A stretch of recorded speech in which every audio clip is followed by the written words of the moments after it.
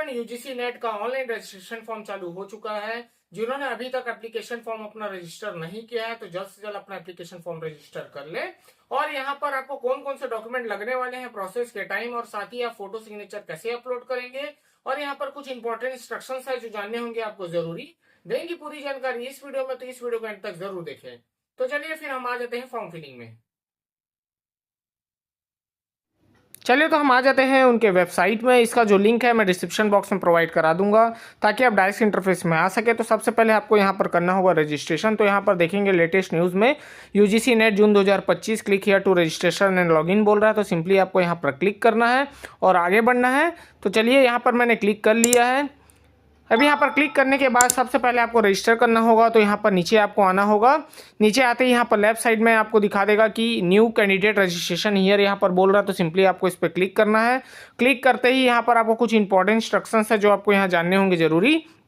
जैसे कि यहाँ फी रिलेटेड यहाँ पर बोल रहा है जनरल है तो यहाँ पर 1150 है। आपको ओबीसी वगैरह है या ईडब्ल्यूएस है तो 600, एससी एसटी है तो यहाँ पर 325 यहाँ पर देख सकते हैं। यहाँ पर आपको फ़ी यहाँ पर बताया गया है। तो यहाँ पर अपना फीस भी आप यहाँ पर देख सकते हैं। तो ऐसे ही आप अपना चेक करेंगे फ़ी अमाउंट क्या है। तो चलिए अब यहाँ पर मैं नीचे आ जाता हूँ।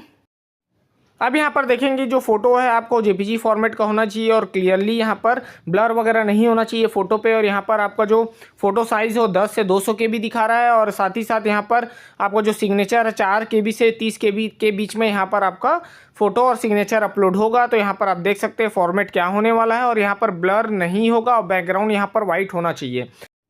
अब यहाँ पर देखेंगे कि आप पासवर्ड कैसे क्रिएट करेंगे। तो यहाँ मिनिमम 8 से मैक्सिमम 13 कैरेक्टर का यहाँ पर पासवर्ड होना चाहिए। 1 अपर केस होना चाहिए, एटलीस्ट 1 लोअर केस होना चाहिए, एटलीस्ट 1 न्यूमेरिकल, और साथ ही साथ एटलीस्ट 1 स्पेशल कैरेक्टर आपको यहाँ पर एंटर करना होगा। तब जाकर आप यहाँ पर उससे पासवर्ड क्रिएट कर पाएंगे। तो इसके लिए एग्जाम्पल भी आप देख सकते हैं कि यहाँ पर दिया गया है क्या कि आपको क्या क्या यहाँ पर ऐड करके पासवर्ड बनाना है। तो चलिए यहाँ टर्म्स एंड कंडीशन में चेकबॉक्स करता हूँ और क्लिक हियर टू प्रोसीड करेंगे। उसके बाद यहाँ पर बोल रहा है कि अगर आप लॉगिन करने के लिए आधार कार्ड यूज़ करते हैं तो आप अपने पेरेंट्स वगैरह या रिलेटिव का आधार कार्ड यहाँ पर यूज़ नहीं करेंगे, कैंडिडेट का ही आधार कार्ड अब यहाँ पर यूज़ करेंगे।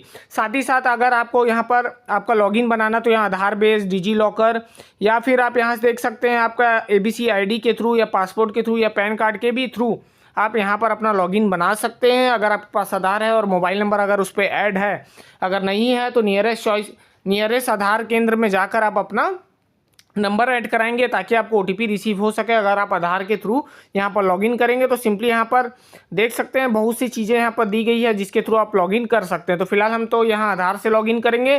तो यहाँ पर आधार पर चेक बॉक्स करने के बाद आधार नंबर आपको एंटर करना होगा, उसके बाद जनरेट करना होगा OTP एंटर करने के बाद यहाँ पर आपके रजिस्टर मोबाइल नंबर OTP चले जाएगा। देखेंगे यहाँ पर कैरेक्टर भी आपको 4 डिजिट का लास्ट यहाँ पर मोबाइल नंबर दिखाया जा रहा है जिसमें आपको OTP रिसीव हुआ होगा।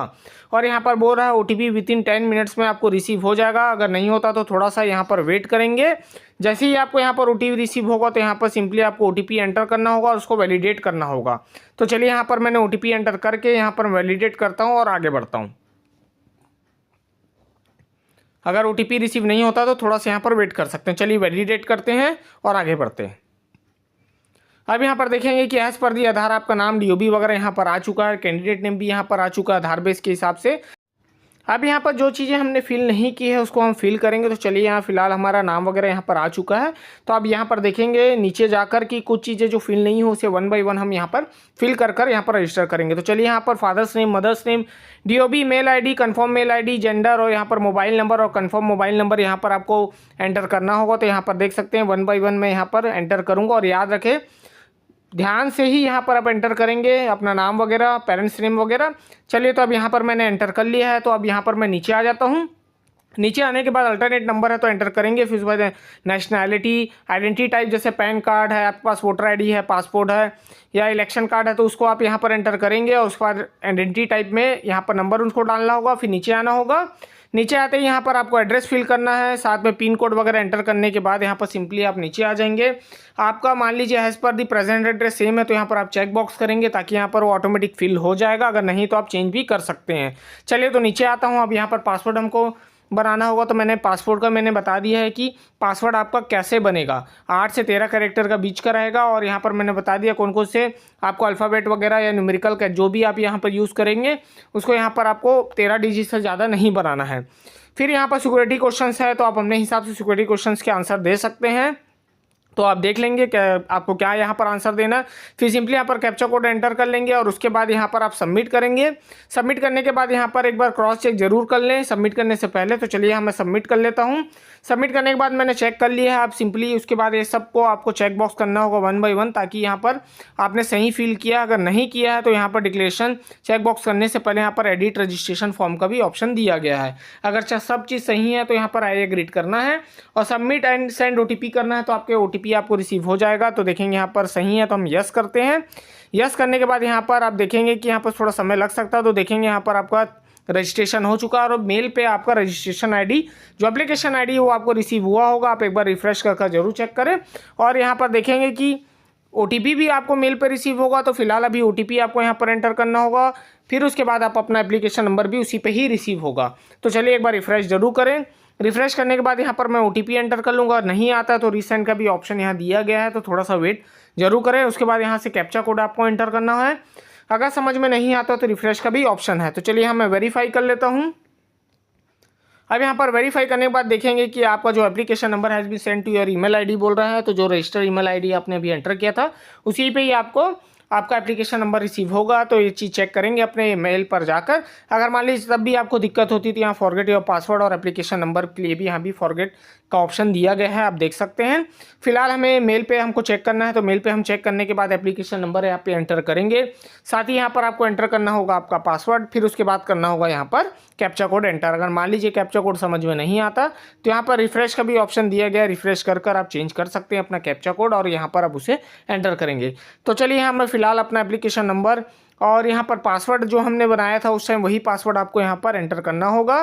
तो सिर्फ आपको मेल पर एप्लीकेशन नंबर रिसीव होगा, पासवर्ड जो आपने बनाया था वही पासवर्ड यहाँ पर एंटर कर आपको सिंपली यहाँ पर करना होगा लॉगिन। तो चलिए यहाँ पर मैं लॉगिन करता हूँ।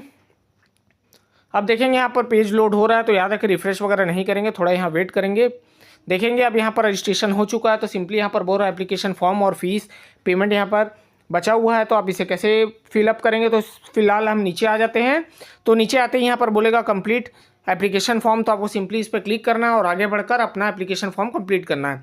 आप देखेंगे यहाँ पर एड्रेस वगैरह जो हमने फिल किया था वो एक बार चेक कर लेंगे। अगर सही है तो ठीक है, नहीं तो चेंज कर यहाँ कैप्चा कोड एंटर करेंगे। फिर आई एग्रीड पे चेक बॉक्स करेंगे, फिर सेव नेक्स्ट कर आप आगे बढ़ेंगे। तो चलिए यहाँ फिलहाल मैंने चेक कर लिया। तो कॉन्टैक्ट डिटेल्स यहाँ पर आपके सेव हो चुके हैं। तो चलिए यहाँ पर हमारे जो पर्सनल डिटेल्स वो भी एक बार चेक कर लेते हैं, जो चीज़ यहाँ छूटा जैसे कैटेगरी वगैरह। फिर यहाँ पर पूछ रहा है कि आपका जो आइडेंटिटी टाइप है वो भी यहाँ पर आपको बता दिया गया है। फिलहाल यहाँ पर आपका निवास कौन सा है, डोमिसाइल कहाँ का है उसको आपको सेलेक्ट करना है, स्टेट को। उसके बाद यहाँ पर आपका डिसेबिलिटी वगैरह नहीं है उसको आपको नो करना है, डायबिटीज़ वगैरह तो नहीं है। फिर उसके बाद मेन यहाँ पर आता है आपका annual income of your parents guardian का। तो याद रखिए ध्यानपूर्वक अपना चॉइस करेंगे कि आपका एनुअल इनकम कितना है, तो उसको आपको सेलेक्ट करना है। उसके बाद यहाँ पर कैप्चा कोड एंटर करने के बाद आपको आई एग्रीड करना है और यहाँ पर याद रखें सेव एंड नेक्स्ट आपको करना होगा, नहीं तो ये सेव नहीं होगा। तो चलिए मैं सेव एंड नेक्स्ट कर लेता हूँ और आगे बढ़ता हूँ। आप देखेंगे पर्सनल डिटेल्स भी यहाँ सेव्ड हो चुका है सक्सेसफुली। अब आपको आगे बढ़ना है। जैसे आप आगे बढ़ेंगे तो यहाँ पूछ रहा है कि सब्जेक्ट आपका पूछ रहा है नेट के लिए, तो यहाँ पर वही सब्जेक्ट आप एंटर करेंगे जिसके लिए आपने प्रिपरेशन किया है। फिर उसके बाद यहाँ पेपर मीडियम पूछा जा रहा है, तो साथ में आप कंफर्म भी कर सकते हैं पेपर मीडियम। उसके बाद यहाँ पर पूछा जा रहा है कि डिग्री आपका कौन सा, तो मास्टर्स है, तो यहाँ पर मास्टर आपको सेलेक्ट करना होगा। फिर पास स्टेटस, फिर उसके बाद कब आपने अपेयरिंग किया था वो ईयर आपको डालना है। स्ट्रीम कौन सा था, स्ट्रीम जैसे MA MBA MCA क्या था आप उसको सेलेक्ट करेंगे। फिर किस सब्जेक्ट में आपने यहाँ आपका PG किया है, देखेंगे यहाँ पर पूछ रहा है सब्जेक्ट नेम, तो उसको आपको सेलेक्ट करना है। उसके बाद यहाँ पर क्वालिफिकेशन एग्ज़ाम फॉर्म, तो यहाँ पर पूछ रहा है क्वालिफिकेशन आपका पूछ रहा है, तो क्वालिफिकेशन की डिटेल्स यहाँ पर डालेंगे कहाँ से था तो वो आप एंटर करेंगे, स्टेट कौन सा था। साथ में यहाँ पर यूनिवर्सिटी नेम पूछ रहा है, तो आपको रिजल्ट पे या मार्कशीट पे आपको मिल जाएगा, तो वहाँ पर देखकर आप यूनिवर्सिटी एंटर कर सकते हैं। फिर यहाँ पर पूछ रहा है मेन आपका कि यहाँ पर रिजल्ट मोड क्या है, तो यहाँ परसेंट आपको मिल जाएगा, परसेंट आप देखने मिल जाएगा PG। जो आपका एग्रीगेट है उसी को ही आप यहाँ पर टोटल मार्क्स में डालेंगे और ऑप्टेंड में डालेंगे। एग्रीगेट जरूर देख लें और यहाँ पर एग्रीगेट देखने के बाद ही यहाँ पर आप टोटल में और ऑप्टेंड में आपको एंटर करना होगा। ऑटोमेटिक वहाँ पर सेट आपका यहाँ पर कैलकुलेट हो जाएगा। कैलकुलेट होने के बाद यहाँ पर सिंपली आप एक बार क्रॉस चेक जरूर करें, उसके बाद कैप्चा कोड डालकर आई एग्रीड करना है। उसके बाद आप सेव एंड नेक्स्ट करेंगे और आगे बढ़ेंगे। और एक बार क्रॉस चेक जरूर कर ले आपकी डिटेल्स वगैरह यहाँ पर सही है कि नहीं है। अगर सही है तो यहाँ पर आई एग्रीड करना है और सेव एंड नेक्स्ट करना है और आगे बढ़ना। तो चलिए यहाँ पर मैं सेव एंड नेक्स्ट कर लेता हूँ। आप देखें क्वालिफिकेशन डिटेल्स भी यहाँ पर सेव हो चुके हैं। अब यहाँ पर पीएचडी डिटेल्स की चीज़ें पूछे जा रही है। अगर आपने पीएचडी वगैरह किया है तो यस करेंगे, नहीं तो नो करेंगे। अब यहाँ पर पूछ रहा है कि रिसर्च वगैरह है या एक्स सर्विसमैन है तो यस करेंगे, नहीं तो नो करेंगे। अगर है तो यहाँ पर यस करके उसके डिटेल्स आपको फिल करने होगा, नहीं है तो यहाँ पर नो कर सिंपली आपको कैप्चा कोड एंटर करना है और आई एग्रीड पे चेक बॉक्स करने के बाद सेव एंड नेक्स्ट करेंगे। तो यहाँ चलिए मैं कैप्चा कोड एंटर कर लेता हूँ, फिर उसके बाद आई एग्रीड करते हैं। आई एग्रीड करने के बाद यहाँ आप करेंगे सेव एंड नेक्स्ट। तो चलिए मैं सेव एंड नेक्स्ट कर लेता हूँ। अब सेव एंड नेक्स्ट करने के बाद यहाँ पर देखेंगे कि आपका एडिशनल डिटेल्स जो थे वो सेव हो चुके हैं। उसके बाद यहाँ पर एग्ज़ाम सेंटर आपको चूज़ करना होगा, तो ओके करना है। तो अप्लाई फॉर, तो यहाँ पर आप चेक बॉक्स करेंगे। तो यहाँ पर चलिए मैं चेक बॉक्स कर लेता हूँ। तो यहाँ पर मैंने पीजी किया हुआ है तो यहाँ पर तीनों पे ही चेक बॉक्स हो रहा है। तो चलिए यहाँ पर हम चेक बॉक्स कर लेते हैं और उसके बाद 1 बाय 1 यहाँ पर हम एग्ज़ाम सिटी के लिए जो है उसके स्टेट्स पहले चूज़ करेंगे, उसके बाद आप यहाँ पर डिस्ट्रिक्ट चूज़ करेंगे। तो चलिए यहाँ 1 बाय 1 मैं यहाँ पर एग्ज़ाम स्टेट चूज़ कर लेता हूँ। उसके बाद यहाँ पर गार्जियन का एजुकेशन ऑक्यूपेशंस यहाँ पर आपको सेलेक्ट करने होंगे, फादर्स मदर्स के। तो यहाँ 1 बाय 1 यहाँ पर अपने डिटेल्स फैमिली डिटेल्स यहाँ पर एंटर कर लेंगे। उसके बाद डिटेल एंटर करने के बाद एक बार जरूर चेक कर ले कि आपकी एग्ज़ाम सिटी सही है कि नहीं। अगर सही है तो नीचे आना है। तो फिर उसके बाद आपको यहाँ पर कैप्चा कोड एंटर करना होगा। फिर उसके बाद आपको करना है आई एग्रीड। आई एग्रीड करने के बाद यहाँ सेव एंड नेक्स्ट कर आप इस डिटेल को सेव करेंगे। तो चलिए यहाँ पर मैं सेव कर लेता हूँ। अब यहाँ देखेंगे सेव हो चुका है एग्ज़ाम सेंटर्स। अब उसके बाद यहाँ पर फ़ोटो सिग्नेचर बोल रहा है, तो आप देखेंगे कि फ़ोटो यहाँ पर बोल रहा है कि जो जेपीजी फॉर्मेट का होना चाहिए और 10 से 300 केबी के बीच का यहाँ पर उसका फॉर्मेट होगा। साथ ही साथ यहाँ पर सिग्नेचर बोल रहा है जिसका 4 केबी से 300 केबी के बीच का फॉर्मेट यहाँ पर होगा और दोनों जेपीजी फॉर्मेट का होना चाहिए। तो चलिए यहाँ 1 बाय 1 मैं इसे अपलोड कर लेता हूँ। तो चॉइस फाइल में जाएंगे जहाँ भी आपने फ़ोटो सेव किया होगा, और याद रखें अगर आपको समझ में नहीं आता तो आप इसे स्कैन कर भी आप इसे अपलोड कर सकते हैं कोई भी चॉइस सेंटर में जाकर। अगर आपको लगता है कि 10 से 300 के बीच आप यहाँ पर फ़ोटो क्रिएट कर सकते हैं या सिग्नेचर, तो ही अपलोड करें। देखेंगे यहाँ अपलोड हो चुका है। उसके बाद यहाँ पर सिग्नेचर में जल्दी से अपलोड कर लेता हूँ। तो यहाँ पर आपको व्यू में जाके आप देख सकते हैं कि आपके फ़ोटो सिग्नेचर सही से अपलोड हुए हैं कि नहीं।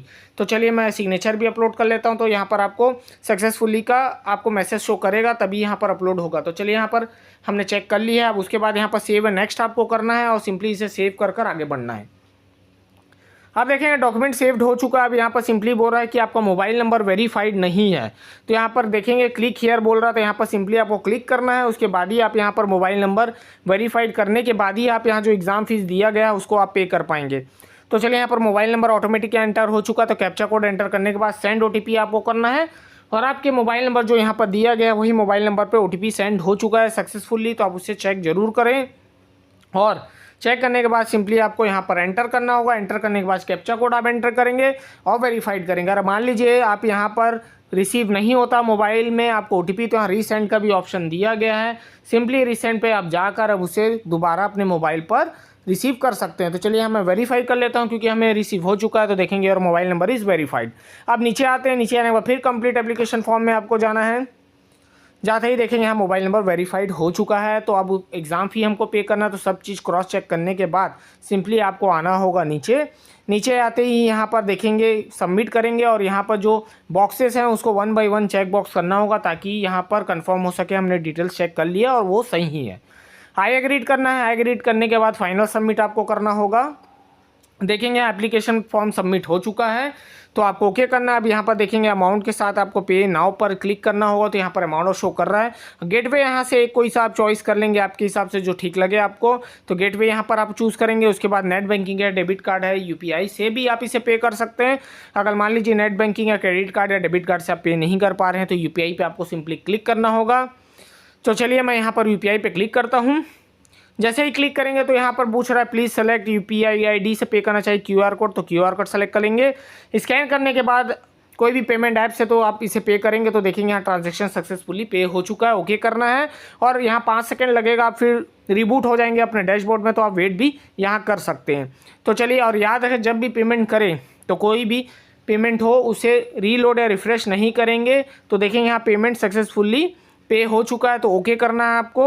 और यहाँ पर बहुत सी लोगों को दिक्कत होती है कि वो मोबाइल से पे करते हैं, मोबाइल से फॉर्म भरते टाइम तो वो पे नहीं हो पाता, इस चीज़ का ध्यान रखेंगे। तो आप लैपटॉप से ही आप इसे पे करें, जब भी पेमेंट करें बल्कि फॉर्म मोबाइल्स के थ्रू भर ले, पेमेंट के टाइम कंप्यूटर वगैरह या पीसी वगैरह यूज़ करें।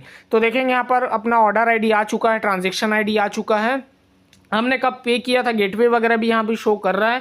तो यहाँ पेमेंट सक्सेसफुली हो चुका है। तो आपको सिंपली अब यहाँ पर आपको जाना होगा गो टू डैशबोर्ड में। गो टू डैशबोर्ड में जाकर आप अपना एप्लीकेशन फॉर्म प्रिंट करेंगे या सेव करेंगे। तो चलिए मैं गो टू डैशबोर्ड में चले जाता हूँ। आप देखेंगे यहाँ पर तीनों चीज़, यहाँ register, application form, fee payment सब हो चुका है। यहाँ पर तीनों पे राइट टिक है। अब उसके बाद डाउनलोड एप्लीकेशन फॉर्म में आपको जाना है। तो चलिए यहाँ पर मैं क्लिक करता हूँ। अब क्लिक करने के बाद देखेंगे हमारा जो एप्लीकेशन है वो डाउनलोड हो चुका है। तो यहाँ पर अपने डिटेल ज़रूर चेक कर ले, और डिटेल चेक करने के बाद आप इसे प्रिंट कर या सेव कर अपने पास रखेंगे। और जो भी आपका डॉक्यूमेंट है उसको आप ज़रूर चेक कर ही अपलोड करें या चेक कर ही डिटेल फिल करेंगे। और जो भी आप लॉगिन बनाते हैं, अगर मान लीजिए आधार से लॉगिन बनाते हैं तो आपके रजिस्टर मोबाइल नंबर होना ज़रूरी है। और रिलेटिव्स वगैरह के या पेरेंट्स वगैरह के यहाँ पर आधार एंटर करके आप यहाँ पर अपने फॉर्म फिल नहीं करेंगे, नहीं तो आपको वहाँ फॉर्म कैंसिल भी हो सकता है। तो अपना जो आधार है उससे भी, और वहाँ पर ऑप्शन भी दी गया है पैन कार्ड से भी आप उसे फिल कर सकते हैं। तो वहाँ पर ऑप्शन देखकर आप रजिस्टर मोबाइल नंबर जिस पे होगा उसी पे ही आप इसे रजिस्टर कर आगे बढ़ेंगे। तो ऐसे ही आप यूजीसी नेट के लिए रजिस्ट्रेशन करेंगे अपना एप्लीकेशन फॉर्म, तो जल्द से जल्द अपना एप्लीकेशन फॉर्म रजिस्टर कर लें।